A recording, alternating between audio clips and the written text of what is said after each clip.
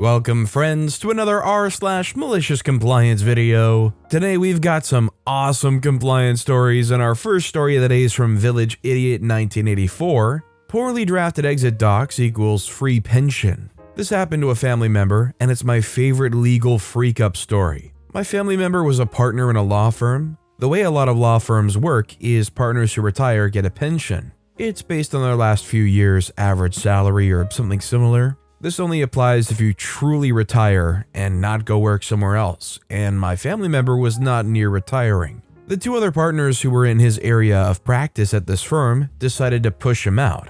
Instead of trying to come to an agreement for him to leave, they ambushed him in a meeting where they'd already drafted exit documents for him to sign. They included some token severance, but basically said pack your crap, or we're going to make this a huge hostile thing and drag your name through the mud, etc. There's a non-compete clause in a lot of partnership agreements, so you can't leave and take clients and go work somewhere else right away if you're a partner. In their haste to prepare these documents, they negated a bunch of these clauses, so he would be able to work at another firm without waiting the non-compete period. But they missed that some of those clauses were also what govern the part of the pension clause that doesn't let you get the pension if you work for another firm after you leave. Basically, they wrote docs that gave him a pension way early and for the rest of his life, and based on some really good years he'd had for the firm. He noticed this when he'd read them because he's a good lawyer and knew they screwed up, and also knew he would be able to get a job pretty easily, so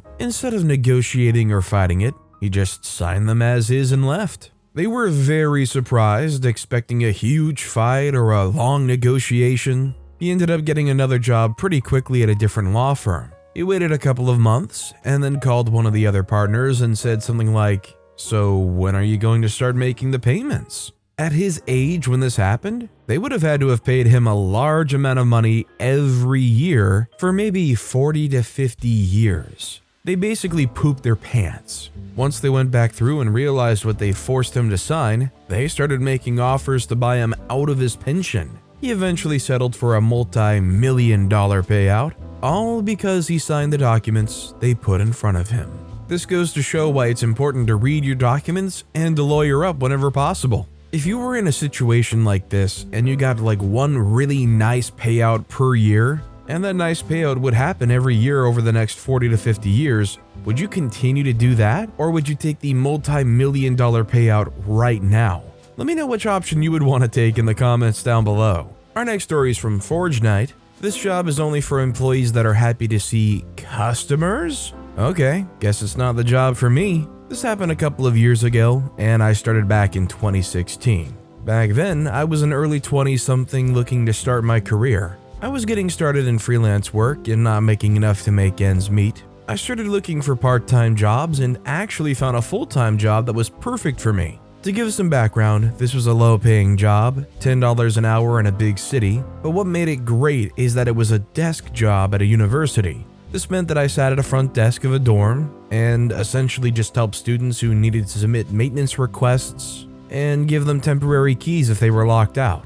So more than 90% of the time I was just sitting there and I was able to do my freelance work. It was a great job for me at the time and at that stage in my career. All was good for 2 years, but then a new director took over. This director decided that us desk people were front-facing customer service employees. Weren't all of our customers college students living in the building? But I digress. The great genius director told us that we are no longer allowed to do anything not directly related to our jobs. He told us that if we're not helping a customer or responding to communications, we had to just sit there smiling at people walking through the building. To make matters even worse, he said that he and his lackeys would drop in to check on us from time to time and try to scare us by hinting to us that he'd use the surveillance cameras to monitor us. None of us appreciated being treated like this, and this was way too much to ask for from people making $10 an hour in 2018. At this point, I was already on the fence about the whole thing, but I decided to try and talk to him. I explained that the lobby was empty most of the time during the day, and that I was always ready to greet people or help students out. He said, "It doesn't matter, this is a job for people who are good at customer service, and you are expected to be available the entire time you're on the clock."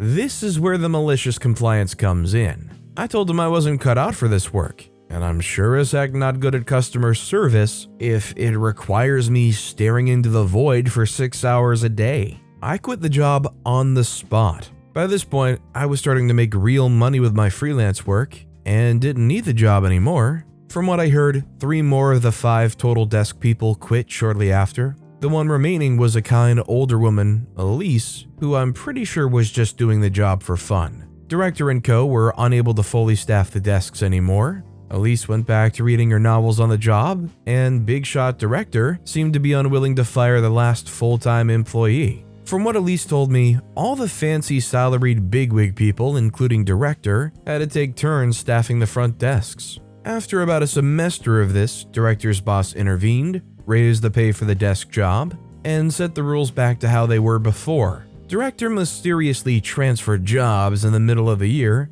to a lower level position. Honestly, I think it should be just about illegal to try to expect your employees who are working at a station to sit there and do literally nothing for hours on end. People legitimately go insane over less. Imagine trying to make it by, working for $10 an hour, sticking to these rules, and basically losing your sanity over it. You start talking to the plastic plant sitting on the desk after a while. Our next story is from Intrepid She. You're using your time incorrectly. This happened about 10 years ago and I still get annoyed, and I laugh thinking about it. I worked at a public university as a professor and researcher. I didn't yet have tenure, which means you work like an indentured servant at the beck and call of all the tenured faculty. We had year-round instruction, so I put in 60 to 70 hours per week for years to reach tenure. I eventually did achieve tenure. One of the great parts of my job was teaching a course for undergraduates that involved performing community service work.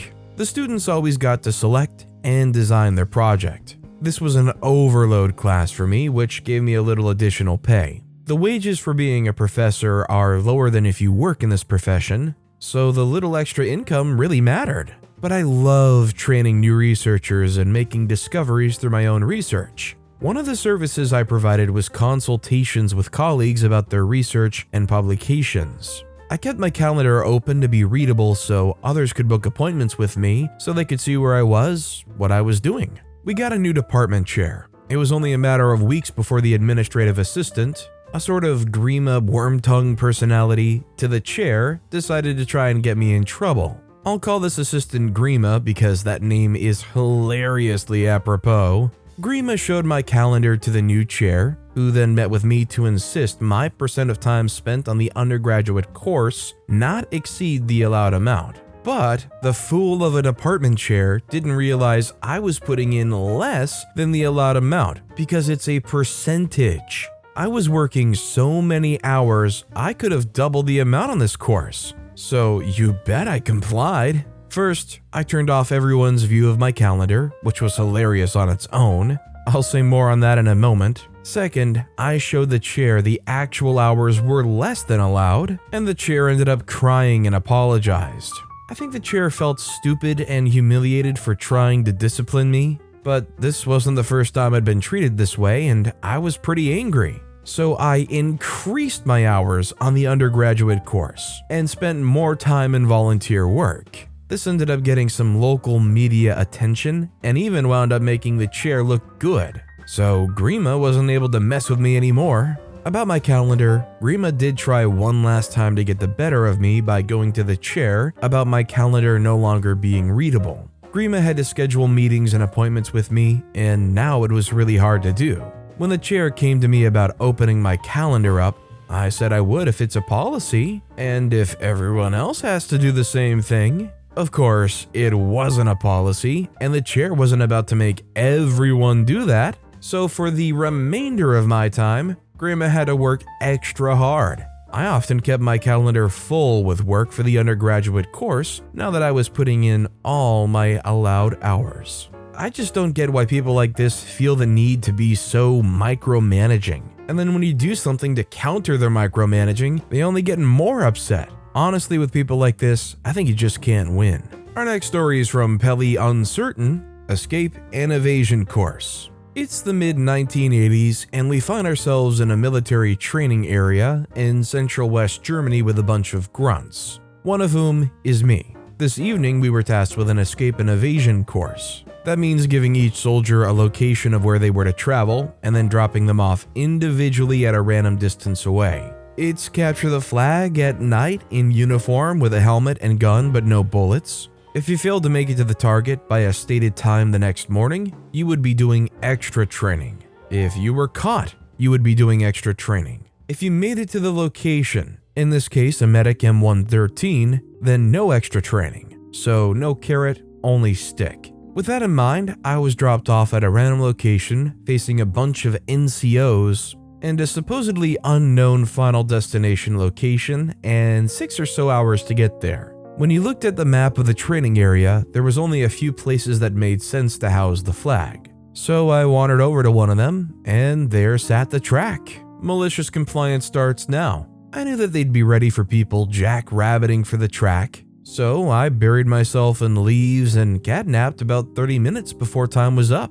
I walked over to the track and climbed into the door. The medic/ref said, "Are you so-and-so?" And I was that person, so I replied in the affirmative. "The battalion's been searching for you all night. I have to call them so we can go home and sleep." I was ordered not to get caught and to get the flag before a certain time. But 600 or so of my military compatriots had to stay up all night looking for me. So my story was that I was waiting for a clear shot at the flag before I came in. I figured that my malicious compliance would result in a few folks driving around in trucks with their lights on, announcing that the training was over. But nope. I was incorrect in that assumption. I was one of a small handful to not get caught, so I wasn't punished, but I'm told future E&E events included a few more starlight scopes and IR of some sort. All I know is if you're going to give a deadline for something, you want to make sure that if they take up every second of that deadline, you're happy with when you're getting delivered the product. If you say you've got till 6 a.m. to get that flag, then by God, if they roll in at 5:59, you better be darn satisfied. And our next story is from Frangipani. Horrible district manager suggests I seek employment elsewhere after I call her out on her BS. I managed a small franchised-owned beauty salon. It was my first management role I've ever taken on. I built the salon up after a low period. I was well respected by my staff because I was an empathetic listener and understood the needs of my staff. District manager was anything but that. She was originally hired on as a manager of a new location in our district that was set to open a month after her original hire date. She somehow convinced our franchise owners that she would be a perfect fit for the role of district manager and was promoted quickly. At first, I didn't see my district manager all that much. Remember that new location that was opening up? Well, she would tell me that she was over at that location getting things in order to be ready by the opening date. I took her word for it and managed to run my location just fine without her guidance, even though I was new to management myself. After that location was good to go, she would promise me that she would spend a day with me at my location, and when that day would come around, I would get the "oh, something came up at another location" text from her. I was starting to get a little suspicious. In the meantime, a new manager was hired on at another location in our district. This woman became my mentor as she had years of experience in the industry. District manager, as part of her job duties, was supposed to train this new manager on her role. District manager gave this woman the runaround too. "Oh, I'll be here today," and then later a text message of "something coming up at another location." Little did district manager know that us location managers were talking to one another and quickly realized that this woman is sitting at home while collecting a paycheck. Our franchise owners too quickly began to realize what this horrible district manager was doing. However, they were reluctant to fire her because they had no solid evidence of what she was doing. District manager caught on that her job was on the line and really started to throw her weight around. She fired multiple employees at all locations who had no previous write-ups. These particular employees were ones who saw her BS and weren't afraid to stand up for themselves. She started enforcing purposeless tasks onto us managers. Soon enough, turnover was high at each location. Even some long-term employees left after she started to show up more. Now for the malicious compliance. Eventually, I had enough of putting up with her crap, and on a particularly rough day, I called her out on her BS. I went ahead and called the franchisers and told them everything of what she was doing. A few days later, district manager pulls me aside and tells me that she suggests I find another job elsewhere, and that she could pull some strings. Well, I did exactly just that, and I found a new job, without her help, of course. I gave my franchisers my notice, and on my very last day, horrible district manager was demoted to my former position and was given a huge pay cut. Is anybody else kind of unsatisfied by the end result? This person should have been fired and blacklisted from even working in a managerial position. This person was skating by at home, not doing any work. And even though they didn't have solid, clear-cut proof they knew it was going on, why would they demote her to a still managerial position? This person's only shown that they're gonna mail it in. But with that being said, that's all the time we have for today. Now, if you want to hear another malicious compliance story that was way crazier than any of the ones in this video, click on that left video. Or if you missed my latest video, check out the one on the right. That said, I'll see you all next time with some more stories.